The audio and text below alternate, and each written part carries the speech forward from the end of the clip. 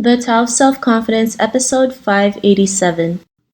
Welcome to the Tao of Self-Confidence, where I share stories of amazing women who have discovered their inner journey to self-confidence. Visit our website at thetaoofselfconfidence.com. Your inner journey to self-confidence awaits. Well, hello, friend. Welcome to the Tao of Self-Confidence, where I share stories of amazing women who have discovered their inner journey to self-confidence. I'm your host today, Sheena Yap Chan, and today I have an amazing lady on the show today. She is a makeup artist and a hairstylist, and she's also a professional image consultant specializing in working with the visually impaired and disabled community, and I'm really excited to have her on and share her story with us today on self-confidence. So without further ado, I'm going to introduce you to Chelsea Nguyen. Chelsea, how are you today? Maybe you can fill in a little bit more about yourself to the listeners.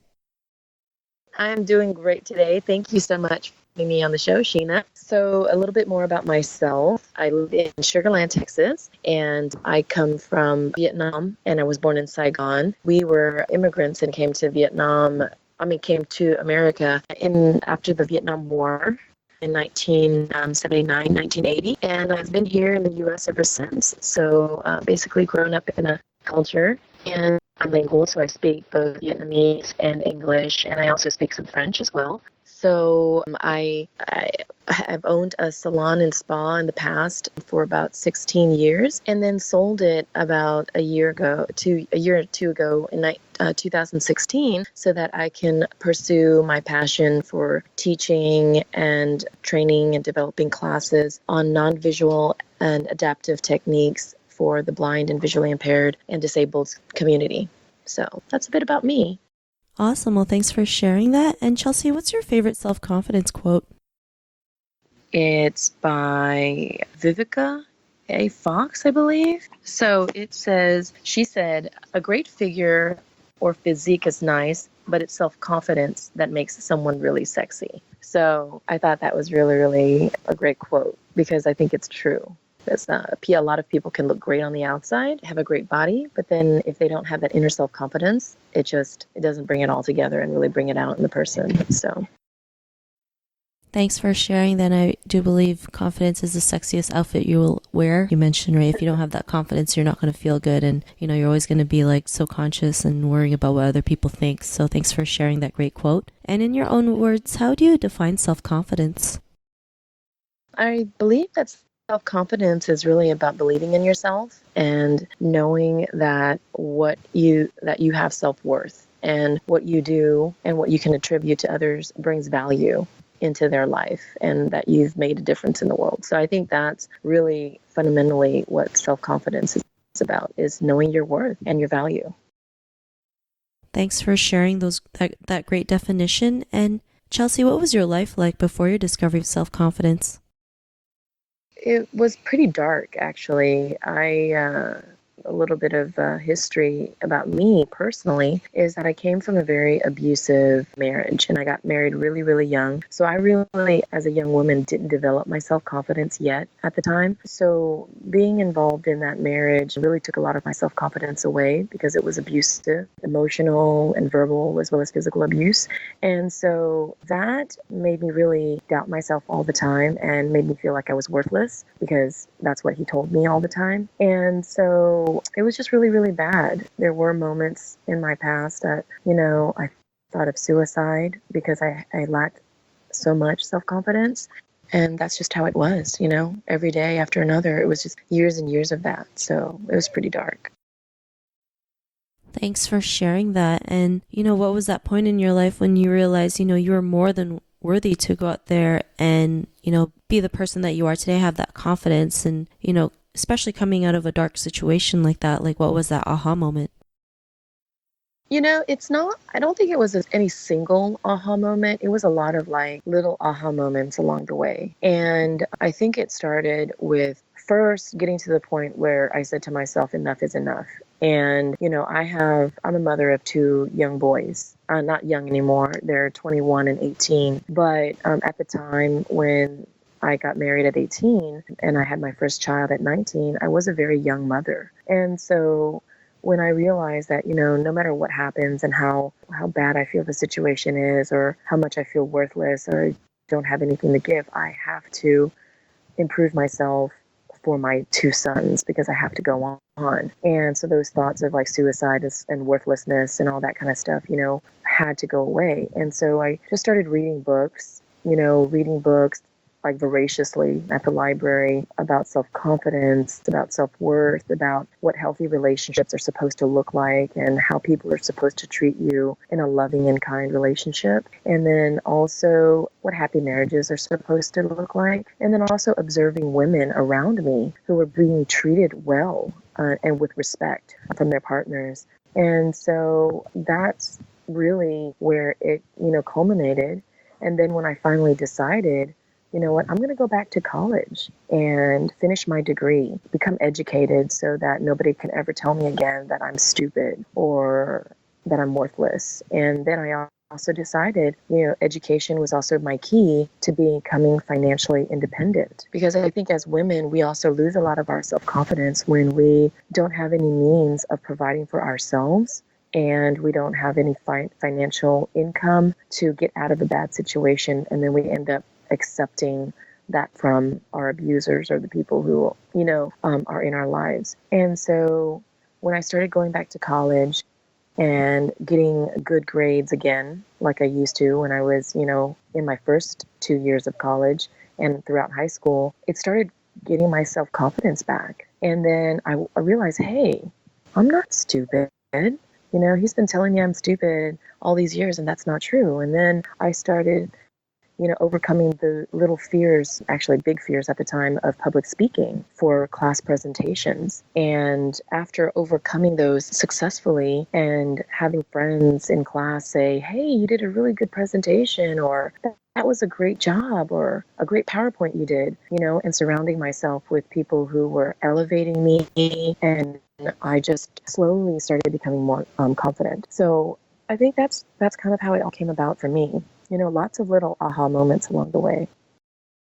Thanks for sharing that. And it's crazy, when one person tells us, one bad thing, like it really gets to us, right? Especially as women, especially as Asian women, how we're brought up, it's just like one bad thing and we just like take it to heart, right? And we just have to realize that that's just one person's opinion and perception. It's not even the exact truth. And, I'm glad you were able to realize that, starting to improve yourself, going back to college, becoming financially independent. And, because of all these little aha moments along the way, what's your life been like now? Oh my gosh, it's been amazing. I truly, truly feel blessed at where I am in my life now. It was a lot of years of a lot of hard internal work and counseling and help and finding the right friends to surround myself with strong, confident women to look up to and be like role models for me. And then finally getting myself out of like terrible, bad relationships and, realizing that these men were terrible for me. And finally meeting the wonderful man in my life who is Jeremy Bostic. And he's we've been dating now for almost 2 years. And there's not a single day that goes by that he doesn't say, you're beautiful and I love you just the way you are, with all my imperfections and all my, scars or whatever I feel. I'm not my perfect weight, or I'm not, I don't have any makeup on in the morning, or my hair's a big giant mess. Like that's really great. And then just life is so much more different because I can speak my mind. I feel like I have something important to share. I feel like the worth that I give to people and the value that I can share in teaching or mentoring or, applying the skills that I've learned as a makeup artist and a hairstylist really does make a difference in people's life. And, what I have to say actually matters, and that I'm not stupid. And people say, whether people, and today, what's the great thing about like getting to the point where you're self-confident is that you don't necessarily need people to tell you that anymore. You feel it deep down inside because you see that what you do makes a difference and that people truly are enjoying your company or laugh at your jokes because they really want to laugh at your jokes because it was funny or it was intelligent or, or your friendship matters, And so I think it's made all the difference. And I think it's helping me reach that part of more on my journey of becoming the woman that I've always wanted to be and the woman that I still have yet to become. Awesome. Well, thanks for sharing that. And it's amazing what happens when you start to work on yourself, like really focus and start to improve yourself. Everything else improves around you, right? You just attract the right things into your life, which is great. And to the woman who's listening to your episode, she may be in her own journey to self-confidence. What would be that one tip you would give to her? When I thought about that and I thought back about my journey and stuff, I really had to reflect on the happiest moments when I felt most confident. And before all the bad stuff happened to me, and I thought, when I was a young girl, what was it that I did that made me happy? And I thought, oh, it was singing or dancing, in the shower, or if it was playing with my toys or whatever it was that made me really happy. And when you tap into those moments of what makes you really happy, then you're really on, the fundamentals of finding your self-confidence and doing the things that you were good at ever since you were a kid. And for me, that was being artistic and creative. And I've always been an artist. And instead of a painting or a sculpture being my art now, it's my clients who are my human canvas. And when I teach my blind clients to put on their own makeup and they look beautiful and they feel beautiful and they become more confident, I feel like that's my skill, that's my talent, and that's what gives me confidence because I know that I can do that well. And when I teach someone something and they understand and they get it and they get their aha moments, that's when I'm like, wow, like I did it. I really helped somebody and it makes me feel so good that I can do something so good, So other tips would be, slowly learn to love yourself. And if you can't love yourself right now, surround yourself with people who do really love you and do believe in you. Awesome. Well, thanks for sharing those great tips. And if our listeners wanted to get to know a little bit more about you and what you do, is there any links or social media profiles we can connect with? You can definitely find me on my business Facebook page, which is CN Vision Image Consulting, LLC. So that's the letter C, capital letter N, and then Vision Image Consulting. You can also find me on Facebook on my personal page at Chelsea C and Nguyen. And I believe I'm getting started with social media too, in Twitter and other things like Instagram. And I believe that's at C and Vision Image.